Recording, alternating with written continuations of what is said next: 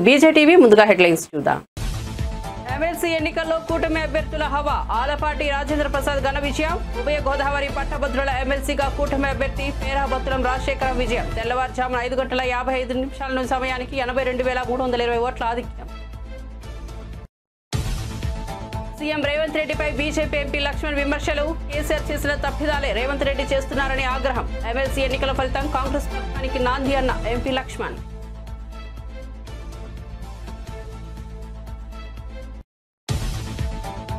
YCP ఎమ్మెల్యేలపై Payyavula Keshav విమర్శలు. పేదవాడి భూములు లాక్కునేందుకు 11 స్థానాలే వచ్చాయన్న పయ్యావుల కేశవ్. అసెంబ్లీకి రాకుండా బయట ఉండి విమర్శలు గుప్పిస్తున్నారని మండిపాటు. గత లోపాలను ఎత్తి చూపుతారనే ముఖం చాటేస్తున్నారని విమర్శ. మామునూరు ఎయిర్పోర్ట్ భూసేకరణ సర్వేను అడ్డుకున్న రైతులు. ఎయిర్పోర్టుకు భూములు కోల్పోతున్నామని న్యాయం చేయాలని రైతుల నిరసన. నక్కలపల్లి రోడ్డు తీసేవద్దని తమకు రోడ్డు మార్గం చూపాలని ఆందోళన. సర్వే కోసం వచ్చిన ఆర్డీఓను అడ్డుకొని ఇప్పుడు సర్వే చేయొద్దన్న రైతులు. ఎమ్మెల్సీ ఎన్నికల తర్వాత కూటమి నేతలు మాట మార్చారన్న గుడివాడ అమర్నాథ్. ఎవరు గెలిస్తే వారు తమ అభ్యర్థి అని చెప్పుకుంటున్నారని అమర్నాథ్ విమర్శ.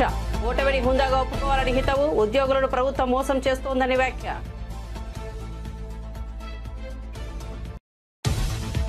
కాంగ్రెస్ వరంగల్ డిక్లరేషన్ అమలు కావడం లేదు. రైతులకు కరెంట్, రైతు బంధు, రైతు బీమా రావడం లేదు. సీఎస్తో ప్రభుత్వాలు ఒప్పందాలు చెప్పించిందన్న మాజీ మంత్రి నిరంజన్ రెడ్డి.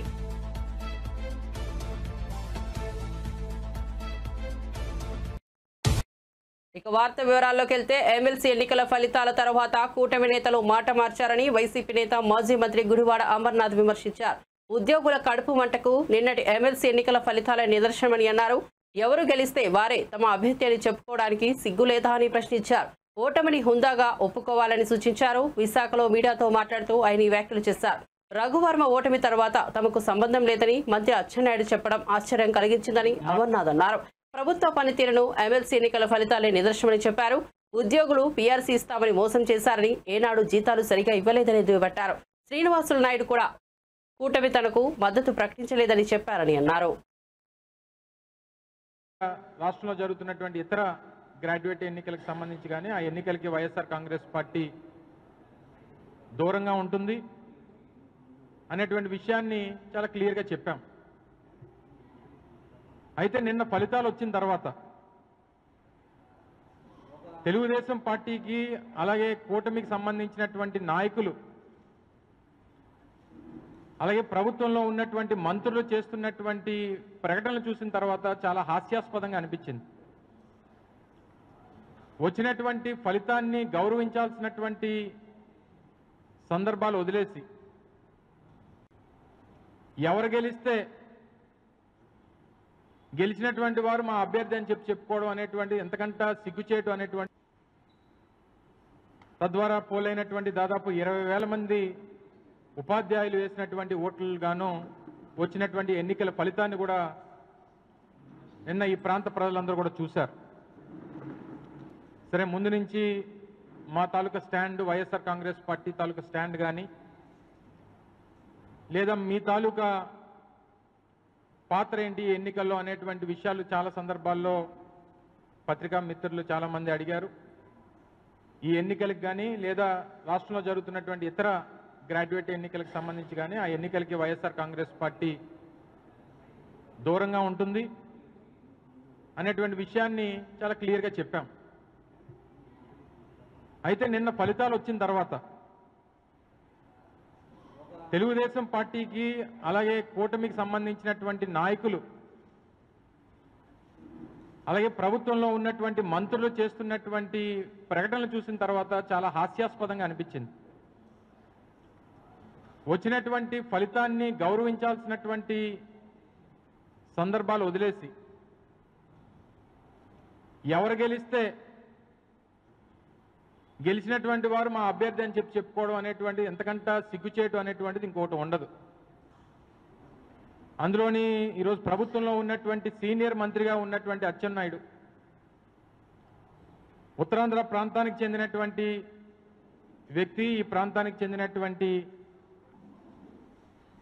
నాయకుడిగా, ఈ ప్రాంతం నుంచి ప్రాతినిధ్యం వహిస్తున్నటువంటి వ్యక్తిగా ఇక్కడ జరిగినటువంటి ఎన్నికల ప్రక్రియలో పూర్తి స్థాయిలో నిన్న ఓటమి పాలైనటువంటి అభ్యర్థికి మద్దతు పలికినటువంటి కూటమి పార్టీ నాయకులు తీరా ఫలితం వచ్చిన తర్వాత నిన్న శ్రీనివాసులు నాయుడు గారు టీచర్స్ ఎమ్మెల్సీగా ఎన్నికైన తర్వాత శ్రీనివాసులు నాయుడు గారి తాలూకు విజయంలో కూటమి పాత్రే ఉంది, కూటమి బలపరిచినటువంటి అభ్యర్థి శ్రీనివాసులు నాయుడు గారు అని చెప్పుకోవడం అనేటువంటిది మరి ఎంతకంట సిగ్గుచేటు ఇంకోటి ఉంటుందా అని చెప్పని అడుగుతా ఉన్నా. మీరు అధికారంలోకి వచ్చినటువంటి కేవలం ఈ 9 మాసాల్లో ఉభయ గోదావరి పట్టభద్రుల ఎమ్మెల్సీగా కూటమి అభ్యర్థి పేరాబత్తుల రాజశేఖర విజయం సాధించారు. పీడీఎఫ్ అభ్యర్థి దిడ్ల వీరరాఘవపై గెలుపొందారు. 7వ రౌండ్ ముగిసేసరికి 70,000 ఓట్ల వ్యత్యాసం ఉంది. 8వ రౌండ్ కౌంటింగ్ కొనసాగుతోంది. ఇది పూర్తయితే మెజార్టీలో స్వల్ప మార్పులు ఉండే అవకాశం ఉంది. ఇంత గొప్ప విజయం సాధించినందుకు సంతోషంగా ఉందని పేరాబత్తుల రాజశేఖరం అన్నారు. కూటమి అభ్యర్థిగా ప్రకటించినందుకు సీఎం చంద్రబాబుకు ఆయన ప్రత్యేకంగా కృతజ్ఞతలు తెలిపారు. అలాగే 2 జిల్లాల పట్టభద్రుల ఓటర్లకు కూడా ధన్యవాదాలు తెలియజేశారు. పట్టభద్రుల హక్కుల సాధన కోసం పనిచేస్తారని ఆయన తెలిపారు. నిరుద్యోగ యువత పట్ల గత ప్రభుత్వం అనాలోచితంగా వ్యవహరించిందని పేరాబత్తుల దుయ్యబట్టారు. గోదావరి పశ్చిమ గోదావరి మరి కూటమి బలపరిచిన తెలుగుదేశం అభ్యర్థిగా పట్టభద్రుల ఎమ్మెల్సీ అభ్యర్థిగా ఈరోజు ఘన విజయం సాధించడానికి మరి నన్ను ఓట్లు వేయించి గెలిపించిన ప్రతి ఒక్కరికి కూడా మరి హృదయపూర్వక ధన్యవాదాలు నమస్కారాలు తెలియజేసుకుంటున్నాం. మీరందరూ కూడా ఏ నమ్మకంతో నా గెలుపుకు సహకరించారో మీ నమ్మకాన్ని వమ్ము చేయకుండా ఈ ప్రభుత్వంతో కలిసి పనిచేసి ఏదైతే పట్టభద్రులకి రావాల్సిన హక్కులుగా రావాల్సిన ఉన్నాయో అన్నీ కూడా మరి సాఫల్యం అయ్యేవారు కృషి చేస్తానని తెలియజేసుకుంటున్నాం. ముఖ్యంగా నన్ను అభ్యర్థిగా ప్రకటించిన చంద్రబాబు నాయుడు గారికి, దానికి సహకరించిన పవన్ కళ్యాణ్ గారికి, అలాగే బీజేపీ అధ్యక్షురాలు పురంధేశ్వరి గారికి కూడా ప్రత్యేకమైన ధన్యవాదాలు. నా విజయానికి సహకరించిన ప్రతి ఎమ్మెల్యేకు, ఎంపీకి, మంత్రివర్యులకు, ఇన్ఛార్జ్ మంత్రులకు, అబ్జర్వర్లకు, మరి గ్రామ స్థాయిలో మరి ఏదైతే పాయింట్ ఆఫ్ కాంటాక్ట్గా 30 మందికి ఒక బాధ్యుని పెట్టుకున్న వాళ్ళందరూ కూడా మరి విశేషమైన కృషి చేసిన ప్రతి ఒక్కరికి పేరు పేరున నా విజయానికి సహకరించిన అందరికీ కూడా, అలాగే మీడియా మిత్రులకు కూడా ప్రత్యేకమైన ధన్యవాదాలు, అభినందనలు తెలియజేస్తున్నాను. ఉమ్మడి కృష్ణా, గుంటూరు జిల్లాల పట్టభద్రుల నియోజకవర్గంలో కూటమి అభ్యర్థి ఆళ్లపాటి రాజేంద్ర ప్రసాద్ ఘన విజయం సాధించారు. ఇంకా 2 రౌండ్ల లెక్కింపు మిగిలి ఉన్నప్పటికీ మ్యాజిక్ ఫిగర్ను దాటేశారు. 5 గంటల 50 నిమిషాల సమయానికి ఆయనకు 82,320 ఓట్ల ఆధిక్యం లభించింది. మొత్తం 9 రౌండ్లు పూర్తయ్యేసరికి సమీప ప్రత్యర్థి పీడీఎఫ్ బలపరిచిన సిట్టింగ్ ఎమ్మెల్సీ కేఎస్ లక్ష్మణరావుపై 82,320 ఓట్ల ఆధిక్యంతో గెలుపొందారు. ఇక్కడ మొత్తం 2,41,873 ఓట్లు పోలయ్యాయి. ఈ సందర్భంగా ఆళ్లపాటి మీడియాతో మాట్లాడుతూ ఇది అపూర్వమైన విజయమని చెప్పారు. కూటమి అభ్యర్థిని గెలిపించాలని ప్రజలు ముందే డిసైడ్ అయ్యారని అన్నారు. తన మెజార్టీకి వచ్చిన ఓట్లు కూడా పీడీఎఫ్ అభ్యర్థికి రాలేదని ఎద్దేవా చేశారు. నిర్ణయం తీసుకొని ఏ యొక్క విశ్వవిద్యాలయాల్లో కూడా ఇది చదువుకి మాత్రమే ఉపయోగపడాలి, విద్యకు మాత్రమే ఉపయోగపడాలి, విద్యా వ్యాప్తికి ఉపయోగపడాలి, విద్య మీద అనర్గళంగా రీసెర్చ్ చేసే కేంద్రాలుగా ఉండాలని చెప్పి ఆ రోజున రాజకీయాలతో కలుషితం అయిపోయిన రాజకీయాలు ఇక్కడ ఉండకూడదని చెప్పి ఆనాడు చెప్పినటువంటి మాటలను గుర్తు తెచ్చుకోవాలి. ఆ రకంగానే ఎప్పుడు మేము అధికారంలో ఉన్నా కూడా విశ్వవిద్యాలయాలను ఒక ప్రత్యేకమైనటువంటి ఒక ఆశ్రమం లాగా భావించాం. మేమందరం కూడా గురుకులాల్లాగా భావించాం, ఆచార్య దేవోభవ అన్నట్టుగా భావించాం. వీళ్ళలాగా బ్రాందీ షాపుల దగ్గర బ్రాందీ తాగించడానికి బెట్ల, ఎవరైతే బ్రాందీ తాగుతున్నారో వాళ్ళకి కాపలాగా అయ్యమని మేము బెట్ల, సామాజిక గౌరవాన్ని ఇచ్చుకుంటూ ఉన్నాం మొదటి నుంచి కూడా. ఆ రకంగా విశ్వవిద్యాలయాల యొక్క కీర్తిని పెంపొందించడానికి ప్రయత్నించాం. ఆనాటి రామకృష్ణారావు గారు కానీ, రాఘవులు గారు కానీ, ఎవరు ఏ వీసీని చూసుకున్నా కూడా ఎక్కడైనా సరే 14 వీసీలుగా ఉంటే 14 మందిలో 11 మంది బీసీల నుంచి ఏర్పరిచినటువంటి విశ్వవిద్యాలయ కులపతులు. మరి ఆ రకమైనటువంటి విశ్వవిద్యాలయాలు కేవలం రాజకీయ పార్టీలకి నిలయాలైపోయి వీళ్ళే జెండాలు కట్టుకున్న తిరుగుతున్నట్టుగా వీళ్ళు తిరిగి రాజకీయాలతో కలుషితం చేసేస్తే ఏమిటి ఇదని ప్రశ్నిస్తే భయపడి వీళ్ళందరికీ వీళ్ళు రాజీనామా చేస్తే మేము భయపెట్టామంటారేంటి? వీళ్ళు చాలా స్పష్టంగా చెప్పారు, మేము మాకు with our own reasons we are not continuing, we are resigned అని చెప్పి పెట్టినటువంటి లెటర్స్లో ఎక్కడైనా భయం ఉందా, లేకపోతే ఇంకోటి ఉందా, ప్రేరేపితమైన అంశాలు ఉన్నాయా? మీకు భయం ఏం భయం అంటే మీరు చేసిన తప్పులకి ఎక్కడ ప్రశ్నిస్తారో అని చెప్పి భయం. మీరు విశ్వవిద్యాలయాలను కూడా రాజశేఖర రెడ్డి గారు బొమ్మలు పెట్టడానికి ప్రయత్నించినటువంటి దుర్మార్గమైనటువంటి నీతి అవలంబించినటువంటి మీరు నిజమైనటువంటి కులపతులు అని చెప్పి నేను అడుగుతా ఉన్నా. విద్యని వ్యాప్తి చేయడానికి కానీ, విద్య మీద రీసెర్చ్ చేయడానికి కానీ, విద్యను అందించడానికి కానీ. తెలంగాణ ప్రభుత్వంపై బీజేపీ ఎంపీ లక్ష్మణ్ తీవ్రంగా మండిపడ్డారు. పాలన చేతకాక అయోమయ గందరగోళంతో రాష్ట్రాన్ని అధోగతి పాలు చేస్తున్నారు రేవంత్ రెడ్డి అని ఆరోపించారు. రీజనల్ రింగ్ రోడ్ ప్రాజెక్టు ముసుగులో గత ప్రభుత్వంలోని బీఆర్ఎస్ నేతలు లబ్ధి పొందారు. ఆ ప్రాజెక్టు ఉత్తర భాగం రైతులకు నష్టం చేశారని పేర్కొన్నారు. ఇక కాంగ్రెస్ అధికారంలోకి వస్తే రైతులకు న్యాయం చేస్తామని ప్రియాంక గాంధీ చెప్పించారు. కానీ ఇప్పటి వరకు న్యాయం చేయలేదు, అలైన్మెంట్ మార్చలేదు అని ఆయన చెప్పుకొచ్చారు. ఉత్తర భాగం రైతులు అలైన్మెంట్ మార్చాలని అడిగితే పట్టించుకొని ముఖ్యమంత్రి దక్షిణ భాగంలో మాత్రం మార్చారు. దీనిలో ఆంతర్యం ఏమిటి? రియల్ ఎస్టేట్ వ్యాపారంగా మార్చాలని అనుకుంటున్నారా అని ఎంపీ లక్ష్మణ్ ప్రశ్నించారు. తెలిసి కూడా ఫేక్ ప్రచారాలతోని ప్రజలను మభ్యపెట్టి అధికారులకు వచ్చి 14-15 నెలలు కావస్తూ ఉన్నది. వాళ్ళు చెప్పినటువంటి గ్యారంటీలే ఇవాళ వారికి ఉరితాడై కూర్చున్నది. అందుకని ప్రజల యొక్క దృష్టి మళ్లించడానికి, ప్రజలను తప్పుదో పట్టించడానికి భారతీయ జనతా పార్టీ కేంద్రం మీద, మోదీ గారి మీద, రాష్ట్ర నాయకత్వం మీద ఎదురుదాడి చేసి పబ్బం గడుకునే ప్రయత్నాలు. ఏదైతే త్రిబుల్-ఆర్ తెలంగాణ రాష్ట్రానికి గేమ్ చేంజర్గా మనం భావిస్తూ వచ్చామో, అటువంటి ఆ యొక్క ప్రాజెక్టు గత బీఆర్ఎస్ ప్రభుత్వము కేసీఆర్ గారు త్రిబుల్-ఆర్ ప్రాజెక్టు ముసుగులో బీఆర్ఎస్ యొక్క నాయకుల వారి యొక్క ఆస్తులు కూడగట్టుకోవడానికి, వారి ప్రయోజనాలు కాపాడడానికి అక్కడి ప్రాంతం యొక్క రైతులను ప్రయోజనాలు పణంగా పెట్టి, మరీ ముఖ్యంగా ఉత్తర భాగానికి సంబంధించినటువంటి ఈ త్రిబుల్-ఆర్ ప్రాజెక్టు ఆనాడు బీఆర్ఎస్ చేసిన మోసాన్ని, బీఆర్ఎస్ యొక్క మరి తప్పుడు అలైన్మెంటు అంశాలను ప్రస్తావించి దాన్ని సరిదిద్దుతామని చెప్పి హామీ ఇచ్చి ఎన్నికల్లో ఏ రకంగా గ్యారంటీలు రాహుల్ గాంధీ ద్వారా, సోనియా గాంధీ ద్వారా, మల్లికార్జున్ ఖర్గే ద్వారా ప్రజలకు హామీలు గుప్పించి లబ్ధి పొందినారో రాజకీయంగా, అదే పంతాలో ప్రియాంక గాంధీ ద్వారా భువనగిరిలో సభ నిర్వహించి ఈ త్రిబుల్-ఆర్ యొక్క ఉత్తర భాగానికి సంబంధించినటువంటి అలైన్మెంట్ వల్ల రైతులు తమ విలువైనటువంటి పంట భూములు కోల్పోతున్నారని, ఈ పాటికే నేషనల్ హైవేసు లేదా అనేక పర్యాయాలు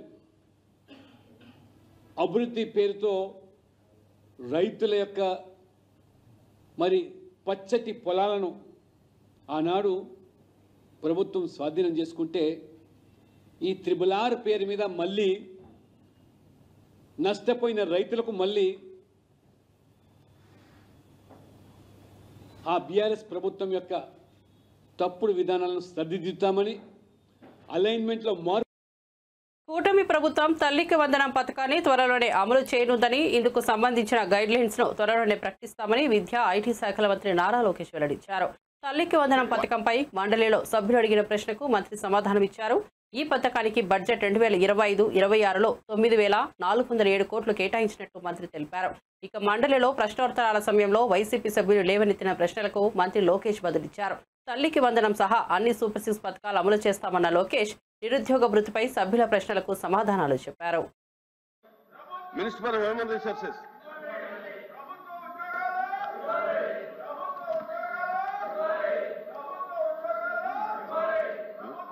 అధ్యక్ష, మొదటి ప్రశ్నకి సమాధానం అవునండి.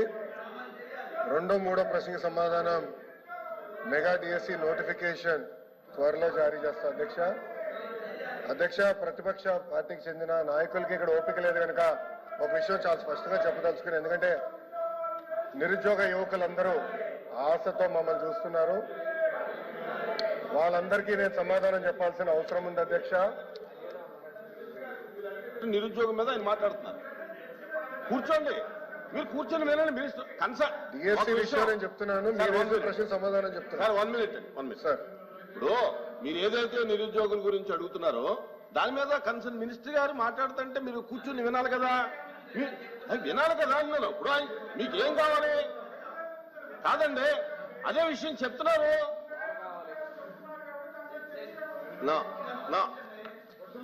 అధ్యక్ష, డిఎస్సీ అనేది మీరు ఒక్కసారిగా చూస్తే గత ప్రభుత్వం ఒక్కసారి కూడా 5 సంవత్సరాల్లో ఒక్క డిఎస్సీ కూడా వేయలేదు. ఎందుకు వేయలేదో వాళ్ళు సమాధానం చెప్పాలి అధ్యక్ష. అధ్యక్ష, డిఎస్సీ విషయంలో ఒకసారి చూస్తే అధ్యక్ష, ఉపాధ్యాయుల నియామకంలో ఇప్పటికీ 1994 చూస్తే అధ్యక్ష 2,60,194 పోస్టులు భర్తీ చేశాం అధ్యక్ష. దాంట్లో అధ్యక్ష తెలుగుదేశం పార్టీ అధికారంలో ఉన్నప్పుడు 1,80,272 పోస్టులు భర్తీ చేస్తాం జరిగింది అధ్యక్ష. అంటే 70% టీచర్ పోస్టుల నియామకం ఒక తెలుగుదేశం పార్టీ హయాంలో జరిగిందని గౌరవ సభ్యులు ముందర తెలుసుకోవాల్సిన అవసరం ఉంది అధ్యక్ష. అధ్యక్ష, మీరు చూస్తే గౌరవ ముఖ్యమంత్రి గారు కానివ్వండి, నేను కూడా మంత్రిగా బాధ్యతలు స్వీకరించినప్పుడు డిఎస్సీ పైన తొలి సంతకం పెడతాం జరిగింది అధ్యక్ష.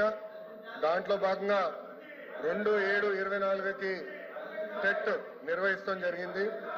4,27,000 మంది అప్లై చేశారు. దాంట్లో 3,68,000 మంది అపియర్ అయ్యారు. 1,87,000 మంది క్వాలిఫై అయ్యారు అధ్యక్ష. అధ్యక్ష, మీరు చూస్తే 3/10/24 నుంచి 21/10/24 వరకు టెట్ కూడా పూర్తి చేస్తాం జరిగింది అధ్యక్ష. 1 man కమిషన్ రిపోర్ట్ త్వరలో రాబోతుందని మేము భావిస్తున్నాం అధ్యక్ష.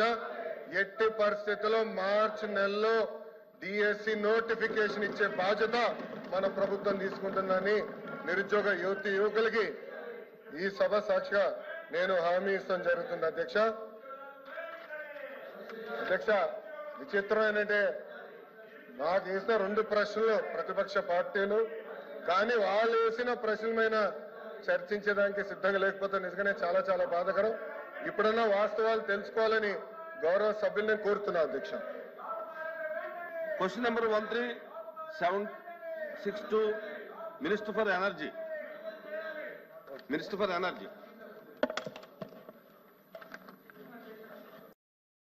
విద్యుత్ ఛార్జీల పెంపు పాపం మాజీ సీఎం జగన్మోహన్ రెడ్డిదేనని ఏపీ విద్యుత్ శాఖ మంత్రి గొట్టిపాటి రవి అన్నారు. వైసీపీ అధికారంలో ఉన్నప్పుడు 9 సార్లు విద్యుత్ ఛార్జీలు పెంచారని విమర్శించారు. విద్యుత్ ఛార్జీలు వాళ్లే పెంచి వాళ్లే ధర్నాలు చేసి వాళ్లే ప్రశ్నించడం విడ్డూరంగా ఉందని అన్నారు. శాసనమండలిలో ప్రశ్నోత్తరాల సమయంలో విద్యుత్ ఛార్జీల పెంపు అంశంపై వైసీపీ సభ్యులు అడిగిన ప్రశ్నలకు ఆయన ఈ మేరకు సమాధానం ఇచ్చారు. తమ ప్రభుత్వం విద్యుత్ ఛార్జీలను పెంచబోదని గొట్టిపాటి తెలిపారు. దాన్ని ప్రజల్లో తీసుకెళ్లాల్సిన దాన్ని తీసుకెళ్లకుండా 1 సంవత్సరం 8 నెలల పాటు పక్కన పెట్టి తర్వాత ప్రభుత్వమైన భారం వేసే ప్రయత్నం చేసింది. అదేవిధంగా 2023-24 కూడా 11,000 కోట్ల రూపాయలు మళ్ళీ ఎస్సీకి పంపించారు.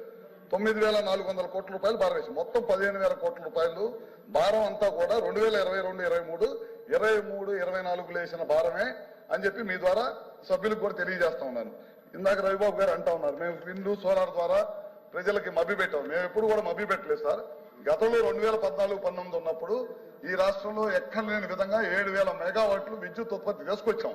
తర్వాత ఇలా ప్రభుత్వం వచ్చిన తర్వాత పీపీఎల్ రద్దు చేయటం, వాళ్ళని ఇబ్బంది పెట్టడం, విదేశీ ప్రతినిధుల చేత తిట్లు తినటం, ఈ రాష్ట్రానికి రావాల్సిన ఇన్వెస్టర్ని తరిమి కొట్టడం, రకరకాల కార్యక్రమాలు చేసి విద్యుత్ వ్యవస్థలన్నింటినీ కూడా సర్వనాశనం చేసి వాళ్ళు ఇక్కడికి వచ్చేసి సత్యదూరమైన మాటలు చెప్పి ప్రజలని నమ్మించే ప్రయత్నం చేస్తున్నారని చెప్పి కూడా మీకు చెప్తా ఉన్నాను సార్. అదేవిధంగా ఒకసారి చూడండి సార్, కృష్ణపట్నం ప్లాంట్ స్టేజ్ 2 అట్లానే వీటీపీఎస్ స్టేజ్ 5 ప్లాంట్లకి తెలుగుదేశం ప్రభుత్వం ఉన్నప్పుడు చాలా పెద్ద ఎత్తున ఖర్చు పెట్టి రాబోయే రోజుల్లో పవర్ పనిచేసి ఉండకూడదు, మన పవర్ మనమే ప్రొడక్షన్ చేసుకోవాలనే ఉద్దేశంతో చేస్తే ఆ రెండింటిని కూడా షట్ డౌన్ చేసేసి కొత్తగా ప్లాంట్లన్నిటి కూడా నిర్మాణం చేయకుండా చేసేసింది. అదేవిధంగా పోలవరం ప్రాజెక్టు దాదాపు 900 మెగావాట్లు వచ్చే ప్లాంట్ ని 70% పూర్తయిన పోలవరం ప్రాజెక్ట్ ని అదేవిధంగా ఆ ప్లాంట్ కూడా అట్లానే వదిలేసింది అనమాట. దాదాపు విద్యుత్ సంస్థలకు సంబంధించిన డబ్బులన్నింటిని కూడా బెవరేజ్ కార్పొరేషన్ కి మళ్ళీ చిన్న కార్యక్రమం చేసింది. ఇట్లాంటి 1 కాదు 2 కాదు అన్ని కార్యక్రమాలు చేసి విద్యుత్ వ్యవస్థను అన్నింటి కూడా సర్వనాశనం చేసిన విషయాన్ని మీరు ఒకసారి గమనిస్తాం సార్. ఈ ప్రభుత్వం అధికారంలోకి వచ్చిన తర్వాత పూర్వవైభవం తీసుకురావాలనే ఉద్దేశంతో ఎక్కడ కూడా ప్రజల మీద భారం పడకుండా ఉండాలనే దానికోసం విద్యుత్ కొనుగోలు గతంలో 9 నుంచి 10,000 కోట్ల రూపాయలు ఇవన్నీ షట్ డౌన్ చేసిందే కాకుండా 10,000 కోట్ల రూపాయలు ఖర్చు పెట్టారు ఓన్లీ విద్యుత్ కొనుగోలు మీద, షార్ట్ టర్మ్ పవర్ పర్చేజెస్ మీద. మా ప్రభుత్వం అధికారంలోకి వచ్చిన సంవత్సరంలోనే ఈ 10 నెలల్లోనే 60% విద్యుత్ కొనుగోలు తగ్గించేసి మన జెన్కోని కానీ వీటిని కానీ సమర్థవంతంగా నడిపి ఎక్కలేని విధంగా ఈ 3 నెలల్లో ఎక్కలేని విధంగా పవర్ ప్రొడక్షన్ చేసిన సంగతి వాస్తవం అని చెప్పి కూడా మీ ద్వారా తెలియజేస్తా ఉన్నాను. అదేవిధంగా తయారైన విద్యుత్ వేస్ట్ కాకుండా కేంద్ర ప్రభుత్వ సహాయ సహకారాలతోటి బ్యాటరీ స్టోరేజ్ కూడా తీసుకొని త్వరలోనే స్టార్ట్ చేయబోతున్నాం. టెండర్లు కూడా పిలిచాం, త్వరలోనే స్టార్ట్ చేయబోతున్నాం. ఇదే విధంగా ఇందాక అన్నట్టు విండ్ కానీ సోలార్ కానీ పిఎం కుసుమ్ వీళ్ళు వద్దని చెప్పి వెనక పంపించారు. పక్కనున్న మహారాష్ట్ర కానీ కర్ణాటక కానీ పిఎం కుసుమ్ తీసుకొని చాలా పెద్ద ఎత్తున పగలపూట రైతులు 9 గంటల కరెంట్ ఇస్తా ఉంది. వీళ్ళు లెటర్ రాశారు కేంద్ర ప్రభుత్వానికి మాకు అవసరం లేదని చెప్పి. ఇవాళ ముఖ్యమంత్రి గారు అధికారంలో చేపట్టిన తర్వాత కూటమి ప్రభుత్వం మేము అమ్మటే కేంద్రానికి లెటర్ రాసి మేము ఈ రాష్ట్ర ప్రభుత్వం పిఎం కుసుమ్ తీసుకుంటామని చెప్పి మొదటి విడతగా 1,00,000 కనెక్షన్లు తీసుకున్నాం. మళ్ళీ లెటర్లు రాసి 2,000 కనెక్షన్లు తీసుకున్నాం. 2 లక్షల కనెక్షన్లు తీసుకున్నాం. ఈ ప్రభుత్వం రైతులకి పగలపూట కరెంట్ ఇవ్వాలి, పొద్దునే 10 నుంచి సాయంత్రం దాకా 9 గంటల కరెంట్ ఇవ్వాలి, పిఎం కుసుమ్ తీసుకోవాలి, తద్వారా ప్రజలకు కరెంట్ ఇవ్వాలనే దానికోసం ఈ ప్రయత్నం చేస్తా ఉన్నాం. ఈ కాంగ్రెస్ రైతుల కోసం ఇచ్చిన వరంగల్ డిక్లరేషన్ అమలు కావడం లేదని మాజీ మంత్రి సింగిరెడ్డి నిరంజన్ రెడ్డి తెలిపారు. రైతు బంధు, రైతు బీమా దేశానికి ఆదర్శంగా నిలిచాయన్నారు. 6,122 కోట్లు రైతులకు ప్రీమియం కేసీఆర్ ప్రభుత్వం చెల్లించింది. కానీ కాంగ్రెస్ పాలనలో రైతులకు కరెంట్, రైతు బంధు, రైతు బీమా రావడం లేదని ఆరోపించారు. రైతు భరోసా కోసం ప్రభుత్వ భూములను తాకట్టు పెట్టి 10,000 కోట్లు తెచ్చి ఏం చేశారని ఆయన ప్రశ్నించారు. ఆలోచన కూడా జరగాలి. రైతు బీమా అనేటువంటిది అత్యద్భుతమైనటువంటి పథకం అని చెప్పి ఆ పథకం అమల్లోకి వచ్చిన తర్వాత యునైటెడ్ నేషన్స్ ఆఫ్ ఆర్గనైజేషన్ సంబంధించినటువంటి FAO ఉంటుంది, ఒకటి ఫుడ్ అండ్ అగ్రికల్చర్ ఆర్గనైజేషన్ అని UNO ఆధ్వర్యంలో ఉంటుంది. ప్రపంచ వ్యవసాయ విధానాల మీద రీసెర్చ్ చేస్తారు. FAO తరఫున వరల్డ్ ఫుడ్ ప్రైజ్ కూడా ఇస్తుంటారు. అటువంటి prestigious organisation, world prestigious organisation పేర్కొన్న 2 అత్యద్భుతమైనటువంటి పథకాలు రైతాంగానికి మేలు చేసినాయి. భూగోళంలో వాళ్ళు వాడిన పదం ఒకటి రైతు బంధు, ఒకటి రైతు బీమా అని చెప్పినారు. అంతటి విశిష్టమైనటువంటి రైతు బీమా పథకానికి శ్రీకారం చుట్టింది కేసీఆర్ సర్కార్ ఆ రోజు. అంటే రైతు తన పేరు మీద భూమి ఉండి 58 ఏళ్ల గరిష్ట వయస్సు పరిమితికి లోబడి ఉండి ఏ కారణం చేతనైనా దురదృష్టవశాత్తు ఒక రైతు యొక్క మరణం సంభవిస్తే, అది ప్రమాదమైన, రోగగ్రస్తమైన, లేకుంటే మరోటైనా మరణం అంటూ ఏ రకంగా జరిగినా దురదృష్టవశాత్తు ఆ రైతు కుటుంబం వీధిన పడొద్దు, ఇబ్బంది పడొద్దు అని చెప్పి ఆ రైతును ఆదుకోవడం కోసం మాత్రమే ఉద్దేశించినటువంటి అత్యద్భుతమైన పథకం అది. ప్రీమియం ప్రభుత్వమే చెల్లించి ఆ రైతు మరణానికి సంబంధించినటువంటి వివరాలు ఒకసారి వ్యవసాయ అధికారి, పంచాయతీ అధికారి మరణాన్ని ధృవపరుస్తూ వివరాలు పోర్టల్లో ఆన్లైన్లో అప్లోడ్ చేస్తే ఎవ్వరు పోయి ఏ కార్యాలయం చుట్టూ పోయి తిరిగేటువంటి కర్మ లేకుండా 5 నుంచి 6 లేదా 7 వర్కింగ్ డేస్లో 5-6 పని దినాల లోపలే ఆ కుటుంబానికి నేరుగా అకౌంట్లోకి డబ్బులు వచ్చి పడేవి. ఇటువంటి అద్భుతమైనటువంటి పథకానికి శ్రీకారం చుట్టి రాష్ట్రంలో మా ప్రభుత్వం దిగిపోయే నాటికి ప్రవేశపెట్టినటువంటి ఈ పథకం ద్వారా రైతులకు 1,18,198 కుటుంబాలకు 1,18,198 కుటుంబాలకు ఒక్కొక్కరికి 5 లక్షల రూపాయల చొప్పున ఆ గతించిన రైతు కుటుంబంలో బీమాను అందించడం జరిగింది. దీనికోసం మొత్తం కేసీఆర్ సర్కార్ ఆనాడు LICకి వివిధ సందర్భాల్లో కట్టినటువంటి ఈ మొత్తం డేటా అంతా ఉంది. వివిధ సందర్భాల్లో కట్టినటువంటి ప్రీమియం డీటెయిల్స్ అన్నీ. ఫస్ట్ ఇయర్లో ప్రీమియము ఉదాహరణకి మనం మొదలుపెట్టినప్పుడు ఫస్ట్ ఇయర్లో 2271 ఉంటే అది ఏటేటా అది పెరుగుతూ పోయింది ప్రీమియం. ఇప్పుడు 3829కి వచ్చింది. అట్లా ఏటేటా పెరుగుతూ పోయింది. ఈ మొత్తం కలిపి కేసీఆర్ సర్కారు ప్రీమియం కిందనే కట్టినటువంటిది, రైతు బీమా కోసం ప్రీమియం కిందనే కట్టినటువంటి మొత్తం డబ్బులు 6122,65,00,000. మళ్ళీ చెప్తాను, 6122,65,00,000 రూపాయలు ప్రీమియం కింద చెల్లించింది. అందుకు మన రైతుల యొక్క క్లెయిమ్స్ ఏవైతే ఉన్నాయో 1,00,000. ఎస్ఎల్బీసీ టన్నెల్ విషయంలో కాంగ్రెస్ ప్రభుత్వ నిర్లక్ష్యమే ప్రమాదానికి కారణమని బీజేపీ ఎమ్మెల్యే పాయల్ శంకర్ విమర్శించారు. 2019లో బీఆర్ఎస్ ప్రభుత్వం టన్నెల్లో నీరు చొరబడుతున్న కారణంగా పనులు నిలిపివేసిందని, అయితే కాంగ్రెస్ ప్రభుత్వం జీఎస్ఐ అధికారుల అనుమతి, నిపుణుల సలహాలు లేకుండా పనులు ప్రారంభించిందని ఆరోపించారు. 4 సంవత్సరాల తర్వాత ఎలాంటి పరిశీలన చేయకుండా పనుల ఎస్టిమేట్ పెంచి కాంట్రాక్టర్లతో ఒప్పందాలు కుదుర్చుకోవడం దారుణమన్నారు. ఈ ప్రమాదంతో మొత్తం ప్రాజెక్టే ప్రమాదంలో పడిందని, కాంగ్రెస్ ప్రభుత్వం పూర్తిగా బాధ్యత వహించాలని డిమాండ్ చేశారు. ప్రజలు ఇచ్చిన కానీ ఒక ముఖ్యమంత్రి హోదాలో ఈ ప్రాంతం నుండి, తెలంగాణ రాష్ట్రం నుండి అంచెలంచెలుగా ఎదిగినటువంటి కేంద్ర మంత్రి కిషన్ రెడ్డి గారి మీద, అదేవిధంగా బండి సంజయ్ కుమార్ గారి మీద పదే పదే విమర్శలు చేయడమే పనిగా పెట్టుకున్నారు. మిమ్మల్ని తిట్టడానికి ప్రజలు మీకు అవకాశం ఇవ్వలేదు.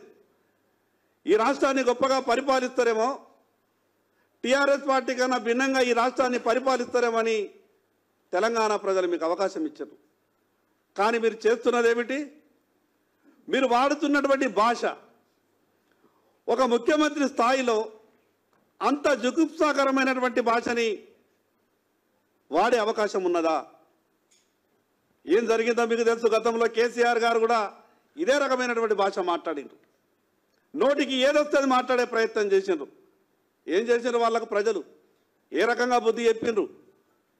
ఒక్కసారి ఎదుటి వాళ్ళ మీద మాట్లాడేటప్పుడు 1కి 2 సార్లు ఆలోచించి మాట్లాడాలి. ఎక్కడ తమ తప్పులు బయటపడ్డాయో ప్రజలన్ని వాస్తవాలు గమనిస్తున్నారు కాబట్టి ఏదో ఎదుటి వాళ్ళని తిట్టి పోస్తే మా పని అయిపోతుంది అనుకుంటే అన్ని సందర్భాలలో కేవలం తిట్లతోనే వ్యవహారం జరగదు. కొన్ని సందర్భాలలో జరిగిండొచ్చు, కొంత కలిసి వచ్చిండొచ్చు. అంత మాత్రాన తిట్లతోనే మేము రాజకీయ పబ్బం గడుపుకుంటామంటే అది సాధ్యమయ్యేటటువంటి పని కాదని ఈ రాష్ట్ర ముఖ్యమంత్రి గారు అర్థం చేసుకోవాలి. పదే పదే ముఖ్యమంత్రి గారు ఒక మాట మాట్లాడతారు. కిషన్ రెడ్డి గారికి నేనంటే కుళ్ళు, అందుకొరకే ఈ రకంగా చేస్తున్నాడేమో అనుకుంటాడు. అసలు ఈ కుళ్ళు అనే మాట మీరు ఏదైతే మాట్లాడుతున్నారో ప్రజలైతే మీకే కుళ్ళు ఉన్నదేమని అనుకుంటా ఉన్నారు. ఈ రాష్ట్రం కొరకు గడిచిన 10 సంవత్సరాలలో దాదాపు 10 లక్షల కోట్ల రూపాయలు కేంద్ర ప్రభుత్వం ఈ రాష్ట్రానికి ఇచ్చింది. అనేకమైనటువంటి సంక్షేమ పథకాలు కావచ్చు, అభివృద్ధి కార్యక్రమాలు కావచ్చు. తెలంగాణ ఏర్పడ్డప్పటి నుండి ఇప్పటి వరకు ఏ ఒక్క పథకం తీసినా దాంట్లో రాష్ట్ర భాగస్వామ్యం లేనటువంటి పథకం ఏదీ లేదు. పుస్తకం విడుదల చేసిన కిషన్ రెడ్డి గారు కేంద్ర ప్రభుత్వం ఏమిచ్చింది, నేనేం తెచ్చినా, ఈ రాష్ట్రానికి ఏం మేలు చేసినాం, నరేంద్ర మోడీ గారి నాయకత్వంలో తెలంగాణ రాష్ట్రానికి ఏ రకమైనటువంటి సాయం జరిగిందో కిషన్ రెడ్డి గారు పుస్తకం కూడా విడుదల. వైసీపీ ఎమ్మెల్యేలపై ఏపీ ఆర్థిక మంత్రి పయ్యావుల కేశవ్ విమర్శలు గుప్పించారు. అసెంబ్లీకి రాకుండా బయట ఉండి ప్రభుత్వంపై విమర్శలు గుప్పిస్తున్నారని విమర్శించారు. ఉన్నవి లేనివి కల్పించి దుష్ప్రచారం చేస్తున్నారని మండిపడ్డారు. అసెంబ్లీకి వస్తే గత లోపాలను ఎత్తి చూపుతారని ముఖం చాటిస్తున్నారని అన్నారు. చేసిన పాపాలు వెంటాడడం వల్లే అసెంబ్లీకి రాలేకపోతున్నారని ఎద్దేవా చేశారు. 5 ఏళ్ల పాలనలో వైసీపీ ఆర్థిక విధ్వంసం సృష్టించిందని పయ్యావులు అన్నారు. ఆనాడు ప్రతిపక్షాల గొంతు నొక్కడంపైనే దృష్టి సారించారని విమర్శించారు. పేదవాడి బువ్వ లాక్కున్నందుకు 11 స్థానాలకే పరిమితమయ్యారని అన్నారు. కళ్ళ ముందు కనపడింది. మనకి 2014-19 మధ్య ఒకే ఒక సెక్టర్ తీసుకుందాం అధ్యక్ష. ఒక ఇరిగేషన్ లో 40,000 కోట్ల రూపాయలని ఖర్చు పెట్టారు అధ్యక్ష ఆ రోజు ముఖ్యమంత్రిగా ఆయన. ఇదే రాష్ట్రం కదా అధ్యక్ష, ఇదే విడిపోయినటువంటి రాష్ట్రం కదా అధ్యక్ష. విడిపోతే పడి. బులెటిన్ ముగించే ముందు హెడ్లైన్స్ మరోసారి చూద్దాం. ఎమ్మెల్సీ ఎన్నికల్లో కూటమి అభ్యర్థుల హవా. ఆలపాటి రాజేంద్ర ప్రసాద్ ఘన విజయం. ఉభయ గోదావరి పట్టభద్రుల ఎమ్మెల్సీగా కూటమి అభ్యర్థి పేరాబత్తులం రాజశేఖరం విజయం. తెల్లవారుజామున 5:55 సమయానికి 82,320 ఓట్ల ఆధిక్యం. సీఎం రేవంత్ రెడ్డిపై బీజేపీ ఎంపీ లక్ష్మణ్ విమర్శలు. కేసీఆర్ చేసిన తప్పిదాలే రేవంత్ రెడ్డి చేస్తున్నారని ఆగ్రహం. ఎమ్మెల్సీ ఎన్నికల ఫలితం కాంగ్రెస్ పక్షానికి నాంది అన్న ఎంపీ లక్ష్మణ్.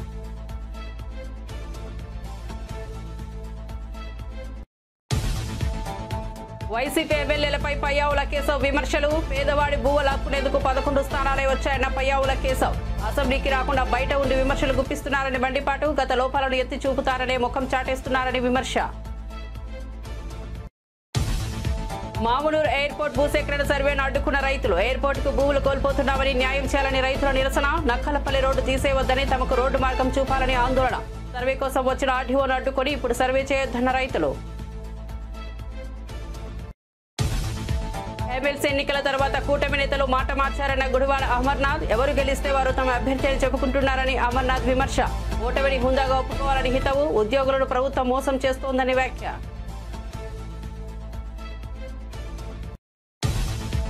కాంగ్రెస్ వరంగల్ డిక్లరేషన్ అమలు కావడం లేదు. రైతులకు కరెంట్, రైతు బంధు, రైతు బీమా రావడం లేదు. సీఎస్తో ప్రభుత్వాలు ఒప్పందాలు చెప్పించిందన్న మాజీ మంత్రి నిరంజన్ రెడ్డి.